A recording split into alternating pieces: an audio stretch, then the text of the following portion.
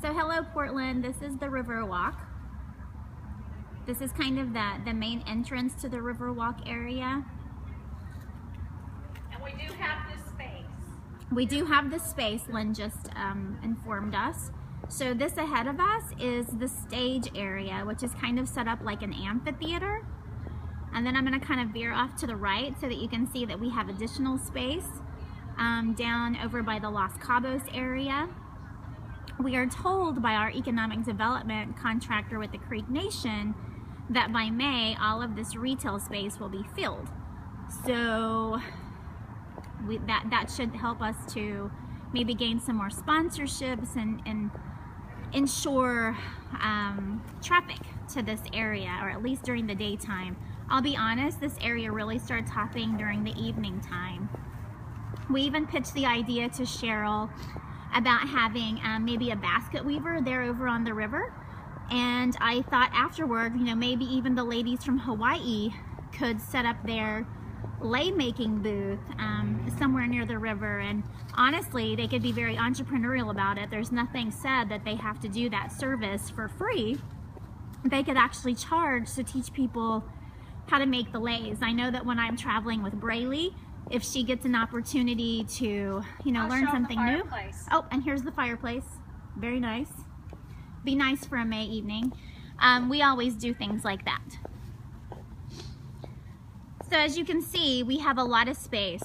We did hear from Cheryl that the electrical outlets on the outside are kind of hit and miss. Like there's not a lot of them outside because this was never really set up to maybe house like those pop-up kinds of businesses that require electrical outlets from time to time. So I think that we can probably say a no on the food vendors. She also if they need electricity. She also had concern about how the existing food vendors in this area would feel. This is a nice little area. See, you get a nice little view of the river. She did seem like okay, maybe with snow cones or something though, because you know, if someone brings their kids, especially if we can set up some entertainment that is kind of attractive to the children, it would be nice to have. You know, absolutely. Like that. But of course, you never know what's going to be here by that time. I mean, so even more space for the vendors, lots and lots and lots of space. Even upstairs office space that Onabin could probably store anything that we need to during that time frame, if of course the spaces aren't filled up. Very nice area here. Lots of space, lots of space. And we haven't even walked that far. So this just shows you how many vendors and artisans that we could house here in this area. Yeah, I mean, even just those, you know, the two corridor areas that we've just passed. I mean, that is a ginormous amount of space, and it goes actually all the way out to the parking lot. Yeah. Lynn is saying that the space for vendors actually goes all the way out to the parking lot. And depending on how these spaces are actually filled up, these retail spaces, you know, some of the vendors could set up under the sidewalks so that they have the roof of the buildings for shelter.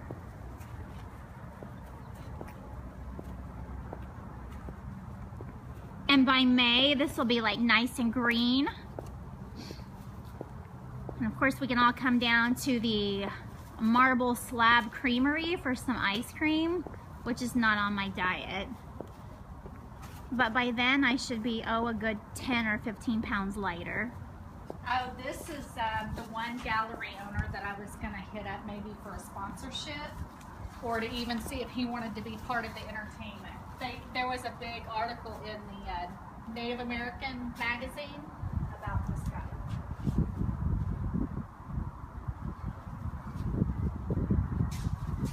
Is he open? Oh, but he has a phone number. Oh, and he's a flute player. Oh, perfect. We could maybe use him for entertainment. I'm going to take a picture of this because it gives the phone number. So, a phone number for Portland to reference, and then Lena's going to take a little picture.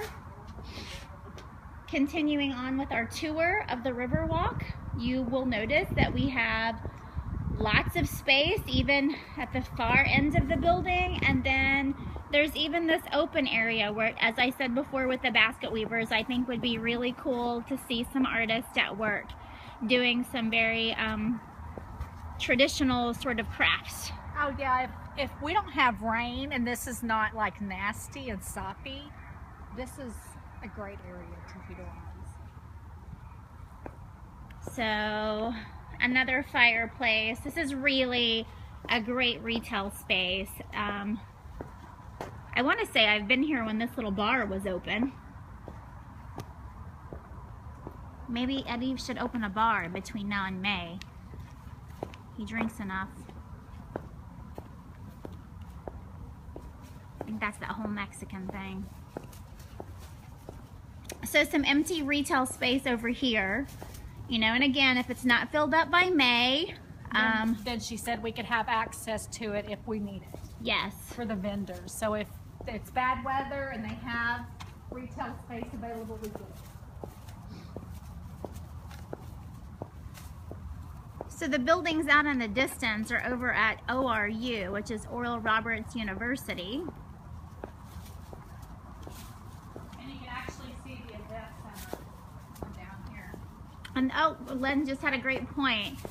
From the end of the building, you can actually see the event center where the conference will take place. So you guys will get to see the outside of that.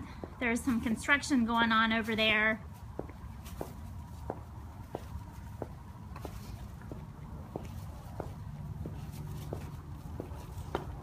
Now I imagine all of this is probably going to be closed because I think she said that by that time they're going to be starting like the demolition of the movie theater and starting on that new complex. So Lynn says that this part will probably be closed off to us because they're going to probably have begun demolition of the movie theater and work will have started on their new economic development project. But that's okay. I can't imagine us even coming down. Like, we're not going to need to be down here, so we have tons of space. And this is just going toward one side of the event of the Riverwalk. You know, there was actually some space on the other direction that, you know, we didn't get in this video. So just a chance for you ladies in Portland to see what we're going to be working with in terms of a marketplace. So you guys have a great day. Talk soon.